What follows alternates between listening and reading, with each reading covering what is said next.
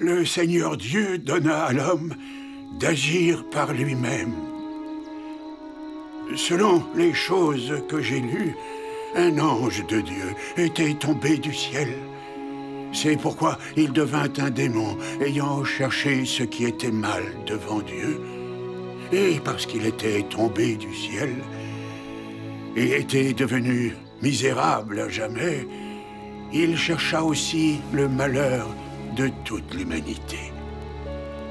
C'est pourquoi il dit à Ève, « Mangez du fruit défendu, et vous ne mourrez pas.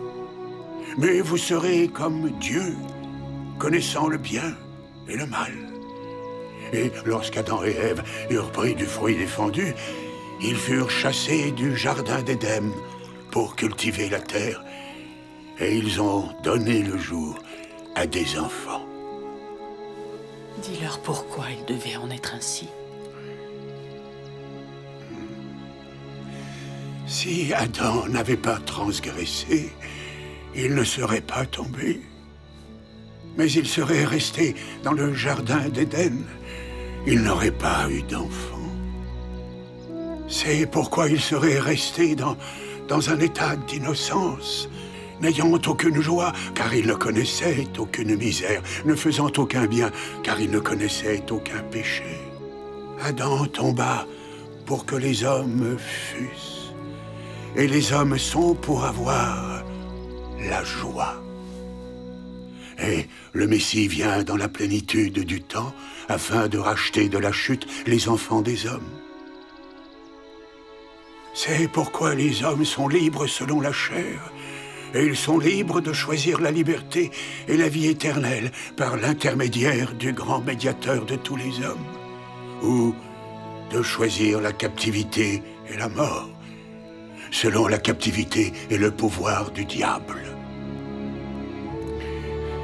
Mes fils, je voudrais que vous vous tourniez vers le grand médiateur et soyez fidèles à ses paroles et choisissiez la vie éternelle, selon la volonté de son Esprit Saint. Plan de salut. Ce plan, révélé par le rétablissement, a vu le jour lors d'un conseil dans les cieux. En tant qu'esprit, nous désirions acquérir la vie éternelle dont jouissaient nos parents célestes. Jusque-là, nous avions progressé autant que nous le pouvions, sans l'expérience de la condition mortelle dans un corps physique. Pour que nous puissions faire cette expérience, Dieu, le Père, a planifié la création de cette terre. Dans cette vie terrestre, il était prévu que nous serions souillés par le péché et rencontrerions l'opposition nécessaire à notre progression spirituelle. Nous serions aussi soumis à la mort physique.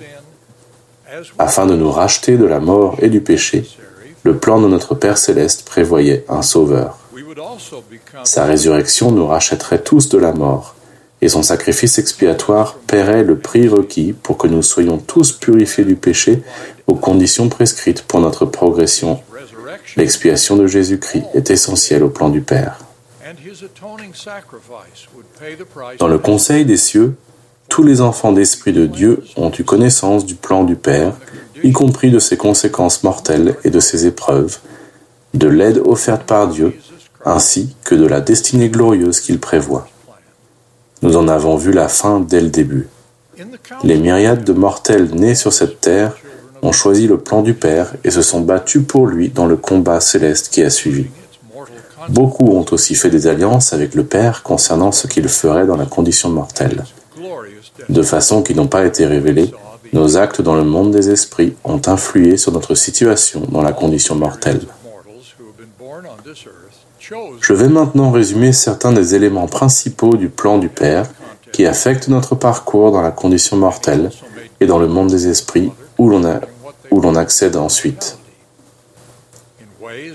Le but de la condition mortelle et de la progression qui peut se poursuivre dans l'au-delà est de permettre à la postérité de Dieu de devenir semblable à lui.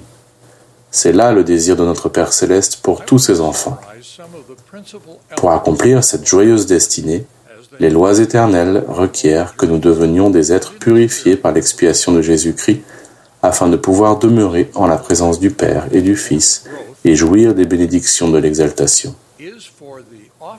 Comme le livre de Mormon l'enseigne, il invite tous à venir à lui et à prendre part à sa bonté.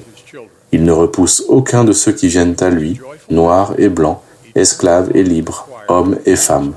Il se souvient des païens et tous sont pareils pour Dieu, tant le juif que le gentil. Le plan divin, qui a pour but de nous permettre de devenir les personnes que nous sommes destinés à devenir, exige que nous choisissions de rejeter l'opposition du mal qui pousse les mortels à agir en contradiction avec les commandements de Dieu et de son plan. Le plan requiert aussi que nous soyons sujets à d'autres formes d'opposition terrestre, notamment de subir les conséquences des péchés d'autrui ou encore de naître avec des défauts congénitaux. Parfois, la progression qui nous est nécessaire s'obtient mieux dans la souffrance et l'adversité que dans le confort et la tranquillité. Et cette opposition terrestre ne pourrait atteindre son objectif éternel si une intervention divine nous soulageait de toutes les conséquences adverses de la condition mortelle.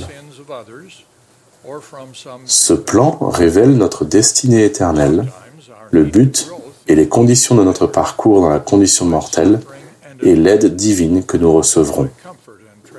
Les commandements de Dieu nous avertissent de ne pas nous égarer dans des situations dangereuses. Les enseignements des dirigeants inspirés guident nos pas et contiennent des promesses qui nous encouragent dans notre voyage éternel. Le plan de Dieu comporte 4 grandes assurances qui nous aideront au cours de notre voyage dans la condition mortelle. Elles nous sont toutes accordées par l'expiation de Jésus-Christ, pièce centrale du plan. Premièrement, nous avons l'assurance que parce qu'il a souffert pour les péchés dont nous nous repentons, nous pouvons en être lavés. Alors, le juge final et miséricordieux ne s'en souviendra plus. Deuxièmement, par son expiation, notre Sauveur a pris sur lui toutes les autres infirmités de la condition mortelle. Cela nous permet de lui demander la force de supporter chacun des fardeaux inévitables de la condition mortelle, personnels ou généraux, tels une guerre ou une pandémie. Le livre de Mormon nous donne la description scripturaire la plus claire de ce pouvoir essentiel de l'expiation. Le Sauveur a pris sur lui les souffrances et les infirmités de son peuple, et il prendra sur lui ces infirmités, afin que ses entrailles soient remplies de miséricorde, selon la chair, afin qu'il sache, selon la chair, comment secourir son peuple selon ses infirmités.